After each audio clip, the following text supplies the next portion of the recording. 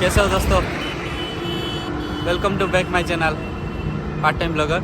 आज एक new blog का आप लोग को स्वागत है। आज का राइड भद्रक टू भुवनेश्वर है। तो अभी मैं एनएच में हूँ। मेरे पीछे ये देखिए बोर्ड। अभी हम पंचक में हैं। भद्रक से भुवनेश्वर के लिए रवाना हो गया अभी। तो एनएच में ज़्यादा देर खड़ा नहीं हो सकते। ये जो गाड़ी बहुत ज़ोर से जा रहा है सुबह सुबह, तो चलिए राइड को शुरू कर देते हैं।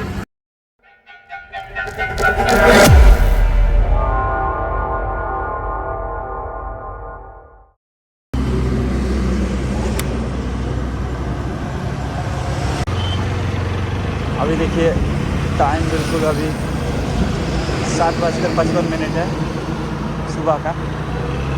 तो हम भद्रक से निकले हैं। सुबह सुबह राइड करना बहुत अलग सा अंदाज़ा होता है। आज मौसम थोड़ा ठंडा है। 2-3 दिन से गर्मी चल रही थी। अभी थोड़ा सा ठंड लग रहा है। तो अभी भंडारी पुखरी पहुँचे हैं। भंडारी पुखरी लिखा है।